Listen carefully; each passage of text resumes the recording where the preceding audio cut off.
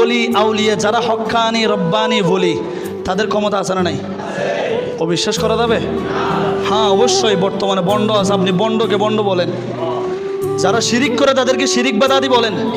আপনার তো বিবেক আছে, আপনাকে তো আল্লাহ বিবেক দিয়েছে, আপনি বিবেক দিয়ে তো চিন্তা করতে পারেন কোনটা ভালো কোনটা খারাপ। তো আপনি ভালোকে ভালো বলেন, খারাপকে খারাপ বলেন। একজন খারাপের জন্য 10 জনকে কোনো খারাপ বলবেন, এরকম বলা যাবে? বলেন, বলা যাবে?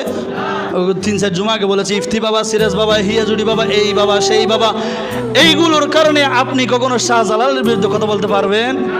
মাইজবান্ডারের বিরুদ্ধে কথা বলতে পারবেন? শাহ মৌসানের বিরুদ্ধে কথা বলতে পারবেন? সৈয়দ আহমদ শাহ সিরকুটির বিরুদ্ধে কথা বলতে পারবেন? এক কথাই মনে রাখবেন, যারা আল্লাহর হক্কানি বলি তাদের বিরুদ্ধে কথা বলা যাবে।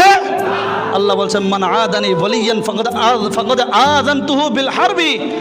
যারা আমার হক্কানি রব্বানি ওলির বিরুদ্ধে কথা বলে তাদের বিরুদ্ধে দেশের রাষ্ট্রনায়ক যুদ্ধ ঘোষণা দেয় নাই, রাষ্ট্র পরিচালক যুদ্ধ ঘোষণা দেয় নাই, সাহাবিক যুদ্ধ ঘোষণা দেয় নাই, স্বয়ং আমি আল্লাহ যুদ্ধ ঘোষণা দিয়েছি। আল্লাহু আকবার বলেন। তা আল্লাহর সাথে যুদ্ধ করে ফেরাউন টিকতে পেরেছে? নমরুদ টিকতে পেরেছে? আবু জাহেল টিকতে পেরেছে? কেউ টিকতে পারে নাই, পারবেও না, পারে নাই কখনো।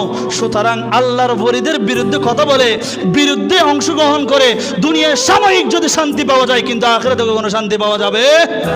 আল্লাহ আমাদেরকে বোঝার তৌফিক দান করুক, আমিন।